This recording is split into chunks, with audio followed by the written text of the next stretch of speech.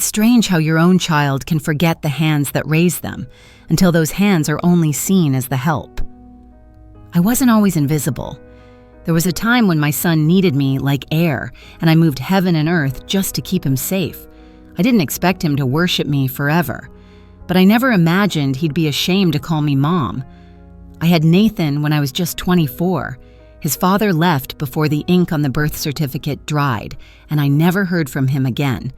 Just like that, I was a single mom with nothing but a part-time job and a beat-up Corolla that stalled every other Tuesday. I worked 2 shifts at the local grocery store, days on the register, nights stocking shelves. I missed school plays, birthdays, and even his first lost tooth because I couldn't afford to take a day off. But I made sure Nathan had clean clothes, hot meals, and a safe place to sleep. Always. There were nights I came home so tired I'd cry into the sink while washing dishes. But then I'd look into his room and see him sleeping soundly, and somehow that made it all worth it. Every sacrifice felt like a down payment on a better life. For him. He was smart too. Earned himself a full ride to college, and I was the loudest one at his graduation. I thought, this is it. This is the part where he turns around and thanks me, where he says, "We made it, Mom." But that moment never came. Still, I kept giving. Even after I retired early from managing the store, arthritis in both knees, I picked up part-time cleaning work. I told Nathan it was just to stay busy. But truthfully, it helped cover the $300 I quietly sent him every month. For rent, for emergencies, for whatever. This Christmas, I set aside something extra, $300. All the tips, holiday bonuses, and what little I had saved from skipping new shoes and doctor visits, I wanted to surprise him, show up with presents, homemade apple pie, and that check tucked into a Christmas card with glitter on the edges. I told myself it was worth it. That he'd be happy, that maybe, just maybe, this year would feel like family again. But in hindsight, I see now. I was trying to buy my way back into something I never truly belonged to anymore. And what happened when I knocked on his door that night was a truth so cold it made the December wind feel warm. Christmas Eve. New York was wrapped in gold lights and icy breath, and I was carrying 2 bags. One filled with gifts, the other with a homemade pie still warm through the foil. I'd even tied a red ribbon around the box. The taxi had dropped me off a block early. I wanted to walk the last stretch. It felt symbolic somehow. Nathan had moved into a new apartment uptown, high-rise, big windows, concierge in the lobby. I smiled as I pressed the buzzer. When he opened the door, his face shifted. Surprise, then hesitation. Not joy, not warmth. "Mom, you're early." I laughed, brushing snow off my coat. "Flight landed early. I didn't want to miss a minute with you." I stepped forward, expecting him to move aside, but he didn't. He hesitated, then leaned closer, lowering his voice like he didn't want someone to hear. "Listen, this is awkward. I should have said something earlier, but my friends are here, coworkers from the firm, and, well..." His eyes darted to the hallway behind him. Music, clinking glasses, laughter. I could smell the roast beef. "What is it, Nathan?" He looked down. "I told them you were the housekeeper." I blinked. "You what?" "I didn't think you were coming. It came out. I didn't want to explain everything." "Explain everything? Everything meaning me." "You told them I was the help," I said softly. He flinched. "They're particular, and I didn't want to make things weird. They're not used to..." "To what, Nathan?" I asked, my voice steady. "To mothers who worked nights and cleaned floors so their sons could afford cufflinks and steak tartare?" You ever feel your heart fold in on itself? Not break, fold, like it's trying to shrink down to nothing so it won't be hurt again? That's what it felt like, standing there. "Mom," he tried again, "maybe we could meet for brunch next week. Just us." I smiled then. Not wide, not angry, just closed. I reached into my coat pocket, pulled out the envelope with the $3,200 check, and gently set it on the gift bag at his feet. "Merry Christmas, Nathan," I said. "Give this to the housekeeper. She earned it." Then I turned and walked away. Have you ever had a moment like this, where someone you loved made you feel small, less than? Tell me in the comments if this story is hitting something real for you. I'm listening. I didn't cry right away, not in the elevator, not as I passed the front desk where the concierge gave me a polite nod, unaware that the woman in front of him had just been demoted from mother to maid. Not even when the cab pulled away and the city lights blurred behind the snow-frosted glass. I held it in like I'd done for years, out of habit, out of shame, out of something I couldn't name. The room I'd booked was small and cheap, just off 9th Avenue, the kind of place with floral bedspreads and flickering hallway lights. I sat on the edge of the bed, still wearing my coat, holding the pie in my lap like it might explain something. That check, $3,200, is what stung the most. Not the amount, but the meaning. It had been hope, in paper form.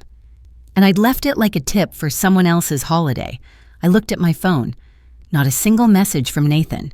Nothing like, sorry, Mom. Nothing like, come back. Not even, did you get home safe? I opened my messages and scrolled back through the thread. Months of one-sided exchanges. Me asking if he needed anything. Me offering to send groceries, help with rent. Him replying in 2 words or less. Got it. Thanks. Sometimes, just a thumbs up. And suddenly, it hit me.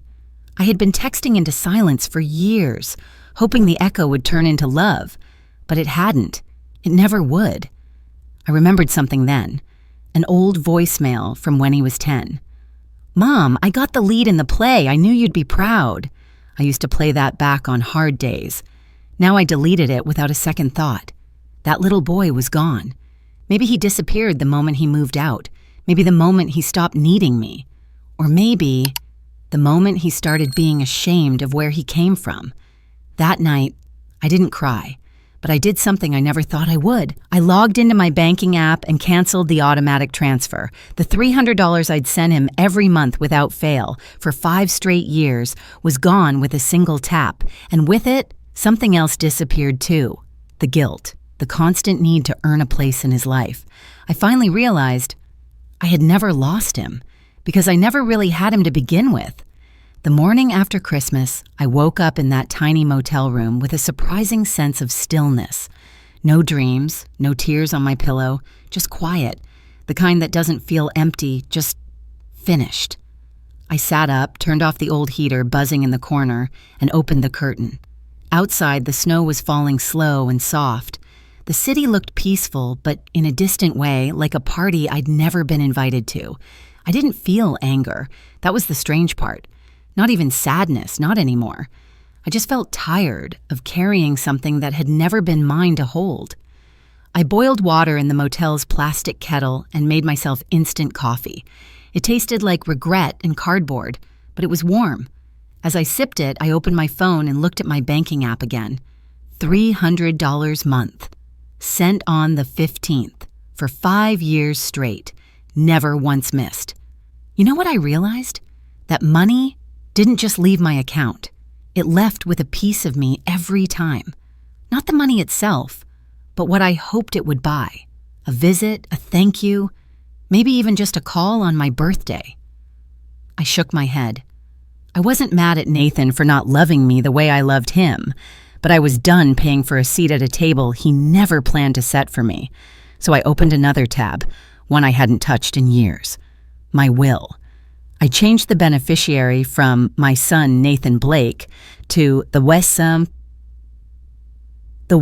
Side Fund for Single Mothers. Typed it clean, signed it digital, no drama, no announcement, just done. That afternoon I walked to a cafe down the block, ordered a scone and a cappuccino, and while I waited, I opened a new window on my phone.